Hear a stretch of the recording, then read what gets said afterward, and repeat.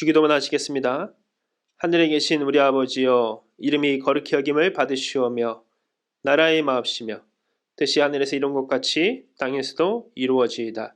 오늘날 우리에게 일용할 양식을 주옵시고 우리가 우리에게 죄 지은 자를 사하여 준 것 같이 우리 죄를 사하여 주옵시고 우리를 시험에 들게 하지 마옵시고 다만 악에서 구하옵소서. 내게 나라와 권세와 영광이 아버지께 영원히 있사옵나이다. 아멘. 오늘 하나님의 말씀은 잠언 3장 27절부터 35절입니다. 같이 봉독하겠습니다.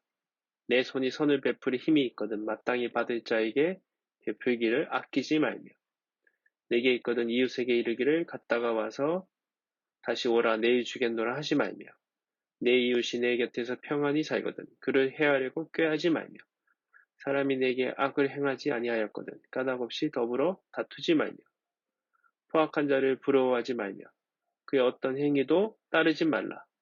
대저 패역한 자는 여호와께서 미워하시나 정직한 자에게는 그의 교통하심이 있으며 악인의 집에는 여호와의 저주가 있거니와 의인의 집에는 복이 있느니라.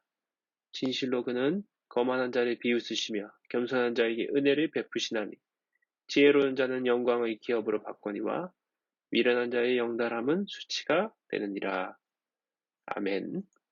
오늘 말씀의 제목은 악인의 형통입니다. 사촌이 땅을 사면 배가 아프다고 합니다.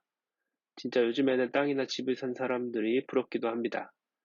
이 속담을 모르는 사람들이 아닌 가까운 사람들이 성공하고 잘 될수록 더 부러워지는 우리의 모습을, 우리의 마음을 이야기합니다. 부러우면 지는 것이라는 말이 있습니다. 그런데 사촌이 아닌 악한 사람들이 형통하는 것을 보면 정말 화도 나지만 또 한편에서는 이해가 되지 않기도 합니다. 어떻게 저런 사람들이 잘 되는 것일까? 하나님은 왜 저런 사람들을 가만히 두는 것일까? 아니, 오히려 착하고 의로운 사람들은 왜 이렇게 힘들고 어렵게 사는데 악인들은 저렇게 대우받고 인정받고 잘 살까? 악인의 형통함에 대한 의문과 해답을 찾고자 하는 노력은 과거부터 줄기차게 있었습니다. 성경에도 여러 군데 이것에 대한 해답을 제시합니다. 대표적인 성경이 욥기이지요. 의인인 욥이 당하는 고통의 이유를 인과론, 그러니까 원인과 결과가 아닌 하나님의 계획과 또 믿음의 단련 속에 찾고자 하는 또 믿음의 노력이었습니다. 그래도 여전히 속 시원하진 않습니다. 악인은 그냥 노아의 홍수처럼 지면에서 빗자루 쓸듯이 싹 쓸어버려야 직성이 풀릴 텐데 그렇게 되지 않는다는 것이죠. 오늘 잠언은 악인의 형통을 부러워하지 말라고 합니다. 31절을 보십시오. 포악한 자를 부러워하지 말며 그의 어떤 행위도 따르지 말라. 부러워하지 말 뿐만 아니라 따르지도 말라고 합니다. 우리의 마음을 너무 잘 아시는 것이죠. 부러우면 지는 것입니다. 부러우면 자기도 모르게 그 길을 걷고 싶고 그렇게 살고 싶어지기 때문입니다. 그러면서 성경은 악인과 의인의 차이를 이야기합니다. 32절부터 34절 보십시오. 악인은 어떻습니까? 여호와께서 미워하시고 저주하시고 또 그가 잘 되는 것 같지만 수치를 당하게 됩니다. 결국 미련한 자이지요. 의인은 어떻습니까? 하나님께서 교통, 같이 교제하십니다. 또 복을 주시고 하나님의 영광을 기업으로 주신다는 것입니다. 결국은 의인은 지혜로운 사람입니다. 악인은 하나님이 미워하신다. 그렇게 얘기합니다. 잘 되는 것처럼 보이고 잘 먹고 잘 사는 것 같지만 하나님의 미움을 받고 있고 결국은 하나님의 심판의 저주를 받을 것이라는 것입니다. 사람이 얼마나 악할 수 있을까요? 요즘 아이들을 때려서 정말 이 가난한 아이들을 굶겨서 학대해서 죽게 만드는 사람들을 보면은 인간의 악함을 깊이 느낍니다. 또한 지금도 잘 먹고 잘 살면서 과거에 자신이 했던 많은 사람들의 목숨을 뺏은 어떤 전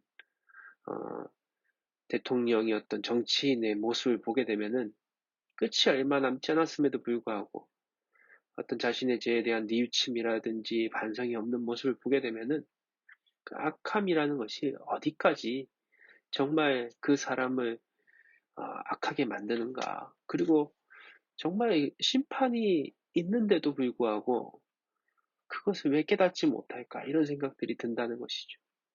이 모든 심판이 사실은 이 땅에서보다 하나님 앞에 갈 때 분명해질 것입니다. 성경은 지금 바로 즉각적인 심판을 말하지 않습니다. 최후의 심판을 말합니다. 끝이 있음을 알고 악인의 길이 아닌 의인의 길을 선택하라고 하시는 것이죠. 악인들은 그 끝이 있음을 모를까요? 이런 의문이 들기도 합니다. 분명한 것은 끝은 아무리 거부해도 오고 역사를 통해서도 평가받을 날이 온다는 것이죠.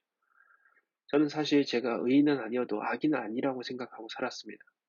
그러나 주님을 만난 후에 사실 제가 사도 바울의 고백처럼 죄인 중에 괴수라는 사실을 받아들일 수밖에 없었습니다. 의로움보다 항상 악하고 이기적이며 또 시기심이 가득하며 하나님을 가까이 하기보다 하나님의 마음에 두기 싫어하며 상황과 조건이 맞았다면 더죄에 빠질 수 있는 구제불능의 존재라는 사실을 깊이 깨달았습니다.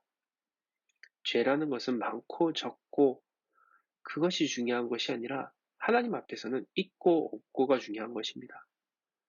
사실 우리는 모두 하나님의 기준에서는 의인이 아니라 악한 자들입니다. 죄인입니다. 그러나 하나님께서 심판을 미루고 계시는 것이죠. 예수 그리스도를 통해 구원의 길을 열어주시고 한 명이라도 진리를 알고 모든 사람이 구원받기를 원하고 계십니다. 돌아오기를 원하고 계시는 것이죠. 때로는 우리가 악인의 어떤 즉각적인 심판이 있었으면 좋겠다. 그런 생각을 하지 않습니까? 그러나 사실 그런 심판이 있다면 악인들뿐만 아니라 우리도 함께 심판을 받을 것입니다. 악인의 형통을 부러워하고 있지만 나는 악인이 아니라고 생각하고 있지만 사실 우리도 악인 중에 한 명일 수 있다는 것이죠. 오늘 우리가 해야 할 일은 그래서 무엇입니까? 악인의 형통을 부러워하며 힐끔거리며 에라이 망해라 저주를 퍼붓고 그냥 속 시원하면서 그렇게 사는 것이 아니라 더 중요한 것은 우리에게 맡겨져 있는 우리가 해야 할 일을 묵묵히 하는 것입니다. 진짜 중요한 것은 하나님이 주신 삶의 기쁨들을 감사의 제목들을 놓치지 않으면서 내 삶 속에서 해야 될 일들을 충실하게 하는 것. 바로 어떤 것입니까? 27절과 28절이 그것을 보여줍니다.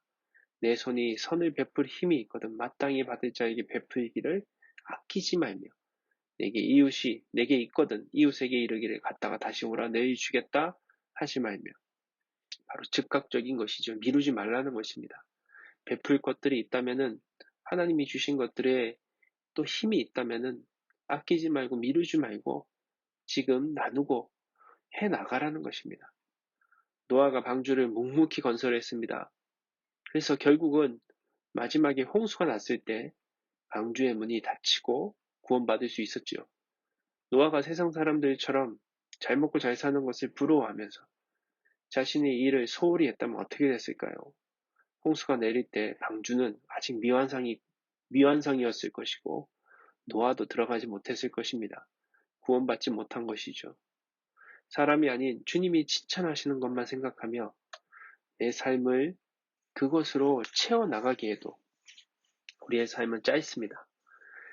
그 짧은 삶을 남의 부러워하고 미워하고 시기하며 오늘 내 삶의 기쁨을 놓치고 있지 않습니까? 해야 할 일을 놓치고 있지 않습니까? 나에게 주신 생명을, 이 시간을 낭비하고 있지 않습니까? 오늘도 믿음 가운데 주님이 기뻐하시는 일들로 오늘 내 생명을, 내 삶을 채워나가시는 귀한 하루가 되시기를 주님의 이름으로 기도합니다. 하나님, 오늘도 저희들의 삶 가운데 악인의 형통함을 부러워하는 마음이 있음을 보게 됩니다. 고난과 시련이 닥칠 때 더 그것이 부러워지고 이해도 되지 않고 때로는 믿음의 혼란을 겪기도 합니다. 그냥 분명한 것은 하나님은 악인이 아닌 의인의 길을 기뻐하시고 그 마지막에 가장 존귀한 자로 여기시고 또 하나님께서 인정하시는 하나님의 놀라운 은혜로 이끌어 주신다고 말씀하십니다. 오늘도 악인의 길을 시기하거나 힐끔거리거나 부러워하는 것이 아니라 그 길을 따르지 않고 나에게 주신 하나님의 생명, 또 기쁨, 또 나에게 주신 물질과 재능과 시간이라는 가장 존귀한 것들을 낭비하지 않고 하나님이 기뻐하는 것들로 그것들을 채워나가는 삶의 기쁨들이, 삶의 은혜들이, 삶의 우선순위들이 회복되는 귀한 은혜가 있게 인도하여 주시옵소서. 모든 우리 주님, 예수님의 이름으로 기도드립니다. 아멘.